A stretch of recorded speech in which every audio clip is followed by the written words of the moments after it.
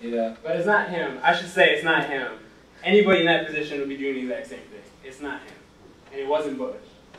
Yes. It's the position. So as most devs said, presidents don't have power. They're there to distract you from it. So these are faces for us to direct all our anger at. And we get really angry at George Bush and they swap him out. And this guy is the great pacifier. There was so much rage at American empire during the George Bush administration, and they swap out that face for a fresh face, and it pacified all of us. And we've got to stop falling for that. I had a lot of interesting experiences while I was in the service. I had a lot of friends that were going to Afghanistan to burn crops in the beginning of the occupation. And now it is common knowledge that we are guarding the crops. The opium shipments out of Afghanistan have skyrocketed since the occupation started. You know, let's put 2 and 2 together here. What's going on? Who's running the heroin?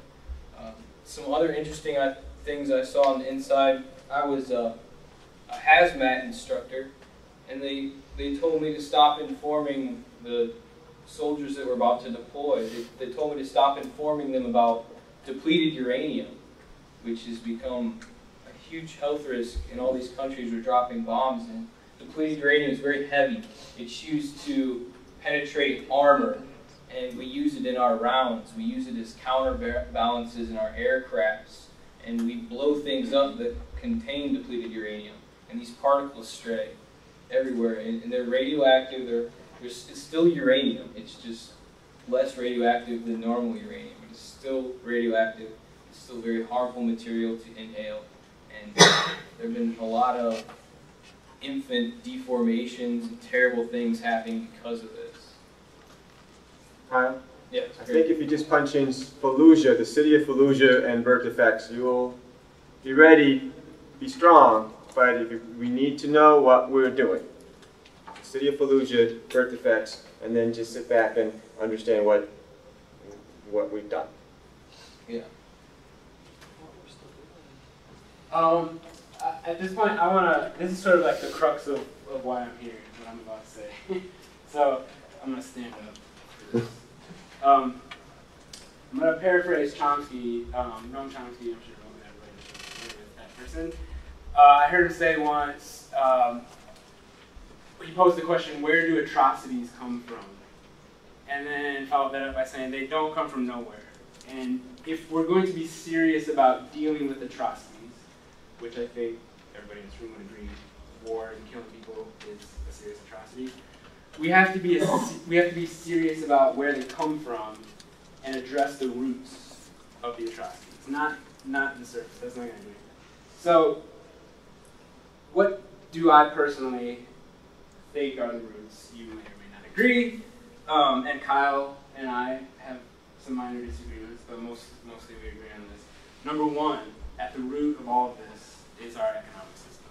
Whatever you want to call it. If you want to call it capitalism, you want to call it neoliberal capitalism, you want to call it corporatism, whatever, you know, we might call it different things, but we can both agree that it's messed up. And the way it is structured now necessitates permanent expansion, permanent extraction of resources, permanent exploitation. All of these things lead to conflict, all of them.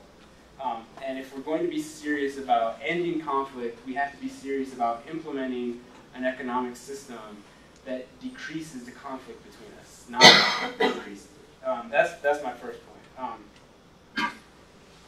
Along with the economic system, it also stratifies us in obvious ways. Within our own country, the reason that Occupy Wall Street, Occupy Bono, all this is going on is because of gross socioeconomic stratification in our society. Most people do not own most of the wealth in our society, and that's what a lot of the uproar is currently about. This stratification also occurs across nations, so you have rich nations that exploit poor nations, our corporations go in, we extract their resources, they don't do what we want, we throw the presidents out, and we bring in our troops. You know, this story has repeated itself over and over again. Kyle named a few things in the beginning. Just in 2009, there was a coup in Honduras. Our government still has not taken credit for it, as far as I know, but Business as usual. Yeah. Overthrown country. So, number one, we have to be serious about addressing our economic system. Number two, we have to be serious about addressing our governance. I think that hierarchical governance leads to conflict. And I already said I'm an anarchist. I'm an advocate of voluntary governance that is horizontal. People should participate in direct democracy together without creating artificial hierarchies, because artificial hierarchies create exploitation, tension, conflict, and all the things that necessitate war across nations, within countries, in communities, at the micro level, in the home, up to the macro level of society. Hierarchies create conflict. And if we all are honest with ourselves, if somebody says that they're better than somebody else, they're full of shit. I'm just going to we're all equal, and we should all treat each other as such. Mr. Obama is not the president of me. That guy is equal to me, and he should treat me as an equal. And he should not use my tax dollars and my name to go grow people. That's all. My third point for the roots of this is what I would call our culture of violence. This is a little more abstract, but I think we do live in an extremely violent culture. And I don't need to get into all the details of that because we're running short of time. But you know, video games, guns, movies, how we treat women, how we treat people that don't look like us, how we treat people with disabilities, other genders, sexuality. We have a very violent culture, and we don't treat people with respect. We're not mindful of differences. And the first thing we do when there's a conflict is like throw our fists up. And I think if we're going to live in a peaceful world, we have to, this is sort of the existentialist in me, but we have to exist peacefully ourselves and confront our culture for what it is and say we're not going to participate. So those are basically my three like bumper sticker points that I think we need to be honest with ourselves about. Our economic system, hierarchies, and our culture of violence. And so basically what I'm proposing is to think of counter institutions to these systems and implement them at the local level. Kind of what's going on with the Occupy Blono thing right now. I think that if we're going to actually be opposed to war, the best thing we can do right now is participate with the Occupy Blono thing. Because what's happening, I don't know if you guys are aware, but people are organizing themselves horizontally, without hierarchy, peacefully, at the local level, to implement change on a grand scale. And they're doing this all over the country right now. And I'll just say right now that at 8 o'clock there is a general assembly out near the bridge or the outside of the library for the Occupy Blono people, and we should all be encouraged to attend. Because this is how we're going to stop war, is to organize locally. Right on. It's pretty interesting to see how they run these meetings too. The Occupy Blono people. It's very small D, democratic, participatory from the bottom.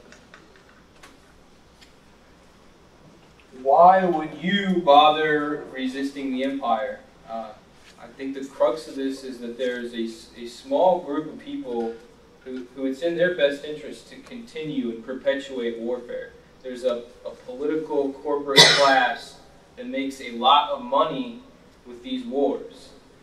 And so most of us are losing out in this deal. You know, regardless of your ethical qualms with occupation and mass murder, we're getting the raw end of this deal. The average American, the average person in the world is not being served by these wars, by this global war on terror.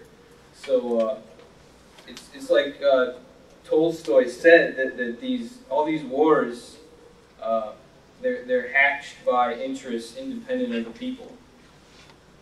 So there's that reason. There's all these financial incentives for you to oppose war. But on top of that, I think that there should be some ethical reasons for opposing these wars. If you ever look at those pictures that Greg told you to look at, you know, that'll give you some reasons for opposing the wars. I always get this from people though. But Kyle, don't we live in a free country?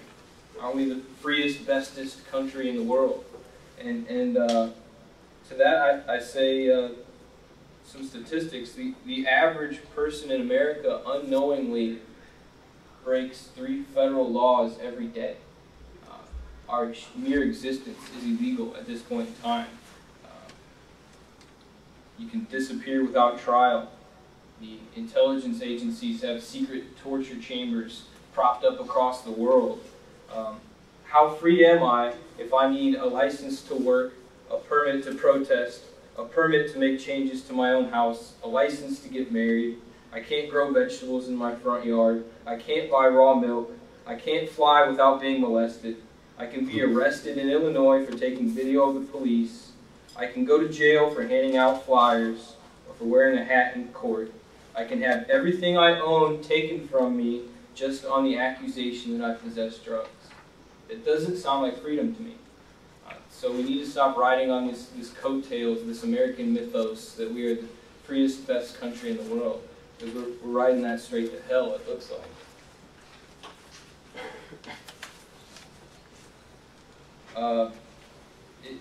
It's getting worse, is the thing. We've got news today they're trying to invade Iran over this cover-up thing that went on. We foiled a plot. Did you guys see that? Yeah. Yeah, we foiled it. So, you see my air quotes back there? We foiled a plot. We should say something about this slide. To put this in perspective, I don't know what the death toll is now in Iraq, but it's well over 1 million. And depending on what estimates you look at, and I don't mean to be one of those guys that's like, it brings up the Holocaust, but I'm going to do that. About 1 million people were killed at Auschwitz during the Holocaust. I'm just...